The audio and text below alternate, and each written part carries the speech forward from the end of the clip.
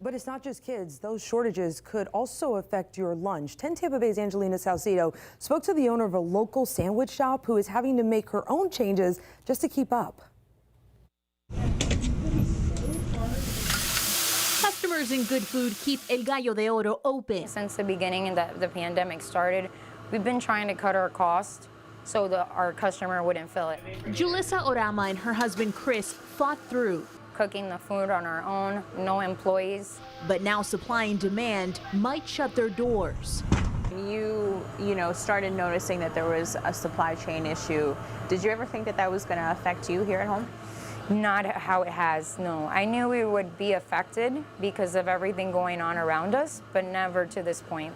A sign on the cash register says prices are going up for the first time in 6 years to make up for lost wages. Everything is inflated. Everything is almost double the cost of what it started off at the beginning of the year. Like the 10-pound bags of chicken breast, we used to pay $10, $15, now it's $60. Julissa says one of the reasons she can't get the goods she needs is because cargo ships are having trouble getting out of ports. So Port Tampa Bay is actually offering retailers incentives to try and get them to dock here.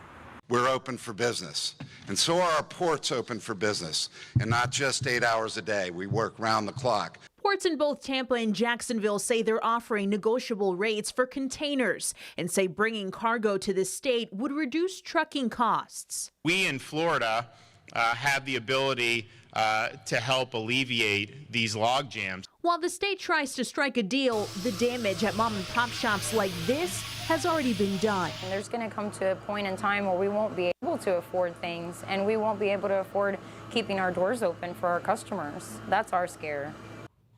President Biden announced a new plan to keep the port in Los Angeles open 24 hours a day, 7 days a week. He says it would relieve pressure on an overworked supply chain.